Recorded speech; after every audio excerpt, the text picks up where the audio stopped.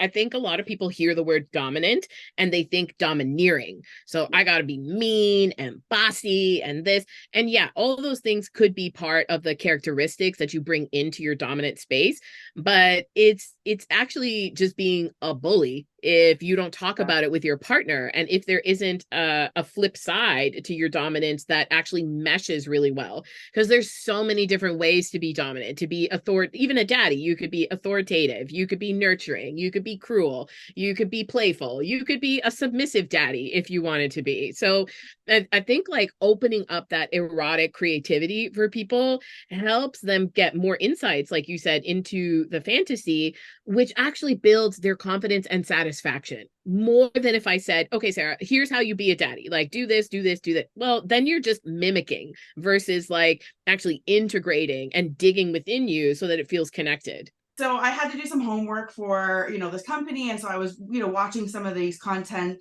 and my boyfriend's beside me and I'm listening to like the daddy dom and I'm like blushing, and he's like, it just was so helpful. It felt safe. It felt exciting. He learned, I learned, we learned things together that we wouldn't have thought to ask. And I remember stopping in the middle and being like, she's just like me. She talks like me. And he's like, she does. I'm like, she's the Toronto Unicorn Guyanese style, right? Yeah, totally. I loved how you spoke, right? It's not just that what you're speaking about it. And it's good to have brave women out there doing what we're doing, telling Totally. other people, other women and other men and everyone in between that, you don't have to associate shame with sex just because you did for the first however many years of your life. Even if it's 50, 60, you can de-shame sex. It is programmed in, it's programmed out. So Absolutely. I did not grow up in a sex positive household. I went to Catholic school. I learned nothing about sex. And so there's always time to get this new information. And I'm sure you and I have similar audiences that are curious and they're just looking for quality information, unbiased information. And that's really what I love doing with people, is facilitating that information. There's so many people talking about the same topics, but you're going to resonate with who you resonate with. And I'm not the best at sex. I'm not the most confident at sex, and nor do I ever say I am.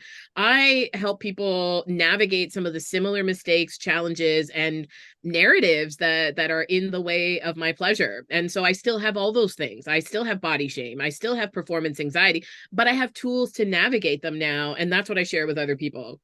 yeah, it's so cool. I remember saying to my guy, I was like, I was the same weight before, where I would hide my body from people like very intentionally.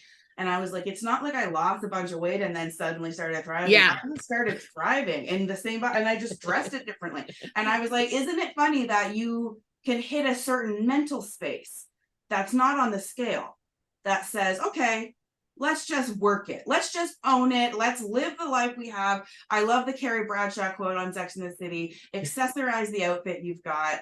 And Mm. once you decide to live your best life with whatever you have, it is life changing.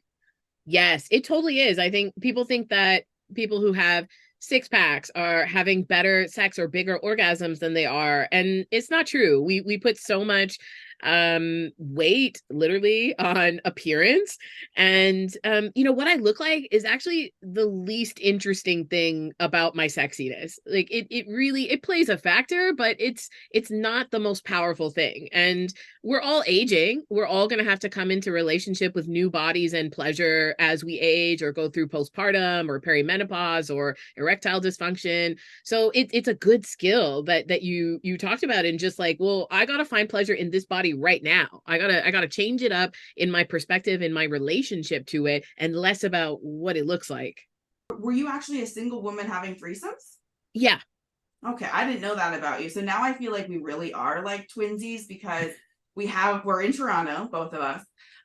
We're both doing this sex education online thing. And now I find out that you've also done the single woman with couples thing and giving advice about it. I didn't know that I had a twinsy out there, but yeah.